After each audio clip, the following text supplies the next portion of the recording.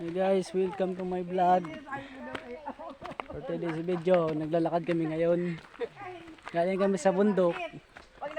Nakipista. Nakikain, pero di nagbalot.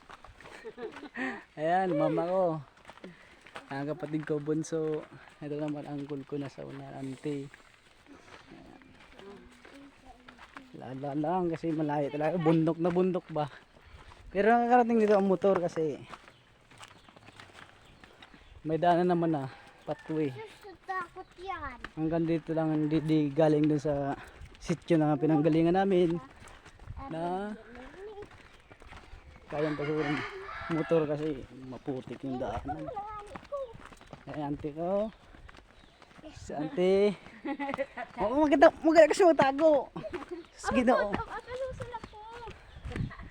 ayaw malamang kita ng mga followers natin dyan.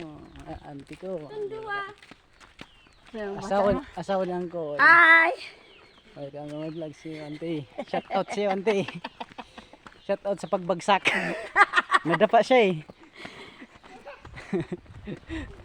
Ito naman ang uncle ko. Lasing na yan. Eh, nagtatago pa yan. Ngumuri pang innocent.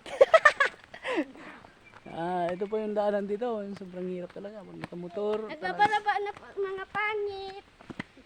Kunting pagkakamali lang, malalaglag ka sa bangin kasi matataas yan. Ilog yung mga baba niya.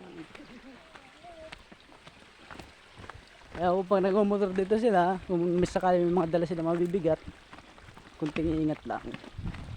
Kasi malapit yung disgrasya dito sa daan natin. Ang hirap talaga. Ilog ba? Matataas yung mga bangin. Bale may mga bahay din dito. Kaso paisa-isa lang yung mga bahay dito kasi malayo nga pataas yung mga daanan ba. Aahon ka muna bago ka makakaabot sa mga puntan mo. Ano?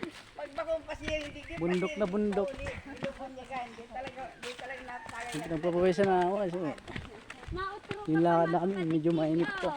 Kainom-inom pa. Ayan, malapit na kami sa dito sa itong part na to. Hindi na masyadong mabuti kasi ng